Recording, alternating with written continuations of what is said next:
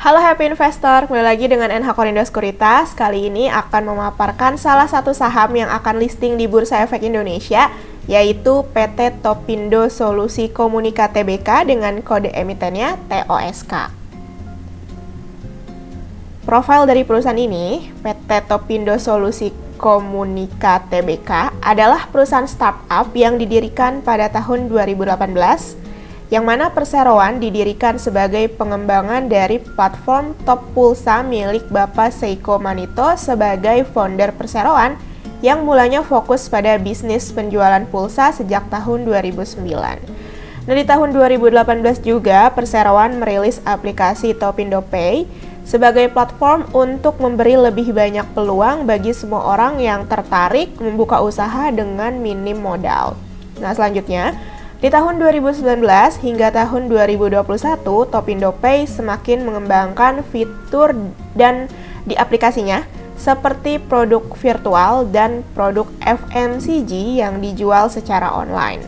Di periode ini juga perseroan telah merilis aplikasinya untuk versi Android dan iOS, yang mana di tahun 2022 Topindo Pay ini resmi melakukan rebranding dan mengganti nama menjadi Topindoku. Nah, platform Topindoku tercatat memiliki lebih dari 995.000 downloader di Play Store, kemudian 23.500 downloader di App Store, dan memiliki 25 gerai serta 66 top up point di tahun 2023. Saat ini, perseroan berdomisili di Kota Singkawang dan jaringan operasi mayoritas terbesar di wilayah Kalimantan.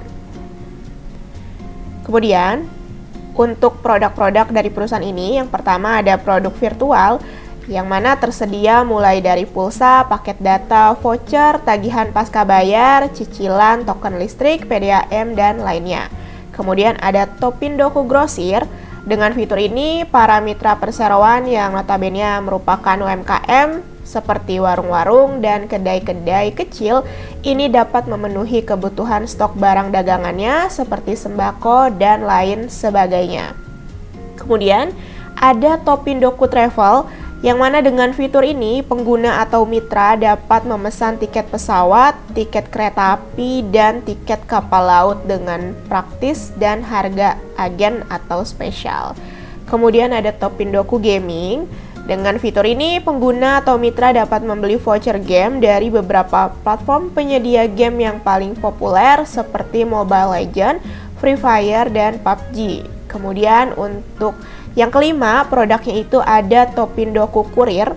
Dengan fitur ini, pengguna atau mitra dapat mengirimkan barang dan dokumen kemanapun sesuai permintaan. Kemudian kita lanjut untuk struktur IPO-nya. Emiten ini mengeluarkan jumlah saham sebanyak 875 juta lembar dengan persentase IPO-nya yaitu 20% dari modal ditempatkan dan disetor penuh setelah penawaran umum. Nilai nominalnya yaitu Rp10 per lembar, harga pelaksanaan di kisaran Rp115 hingga Rp125 per lembar. Nilai IPO yang akan didapat maksimal Rp9.375 juta. Dengan penjamin emisi kali ini ada PT MNC Sekuritas dan PT RDK Elite Sekuritas.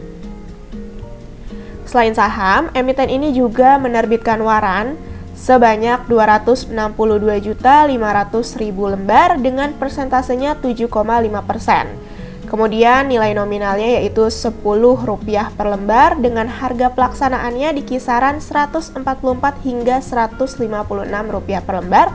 Kemudian rasionya 10:3.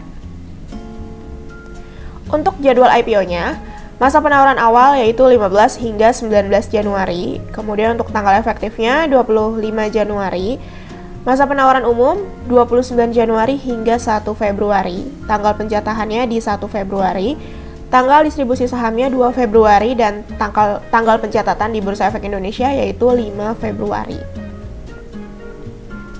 Kemudian dana hasil IPO ini secara rinci akan digunakan oleh emiten, 40%-nya yaitu secara rinci 75% dari 40% ini akan digunakan keperluan modal kerja perseroan, berupa pembelian persediaan produk digital seperti produk telekomunikasi, voucher game, token, dan payment point online bank.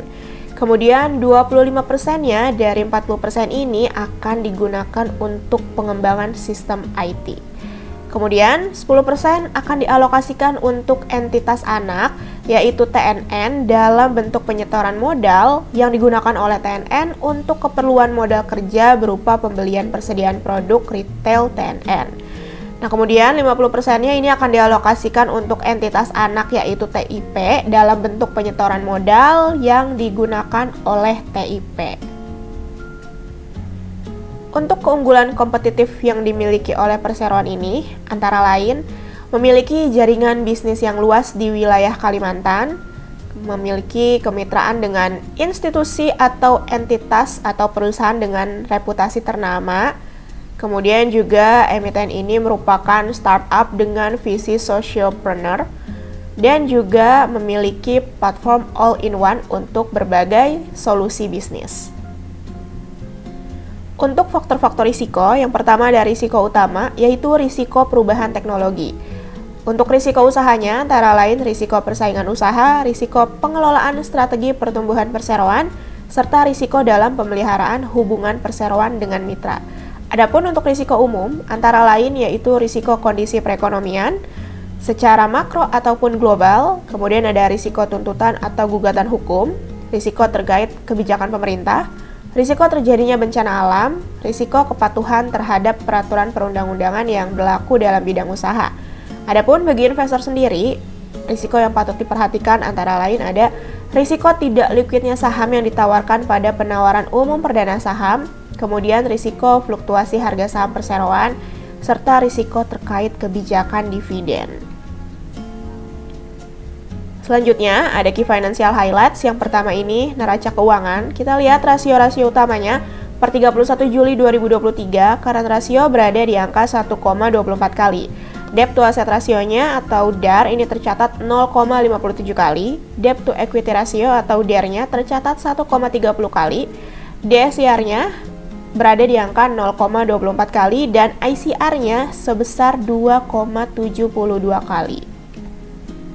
Kemudian untuk laba ruginya, kita lihat lagi rasio-rasio utamanya per 31 Juli 2023, gross profit margin atau GPM tercatat 1,13%, net profit marginnya tercatat 0,12%, return on assets sebesar 1,81%, return on equity-nya tercatat 4,17%, revenue-nya untuk pertumbuhan revenue ini minus 5,24%, diiringi juga oleh gross profit-nya yang terkontraksi minus 27,85%. Oke, sekian mengenai paparan IPO kali ini. Terima kasih.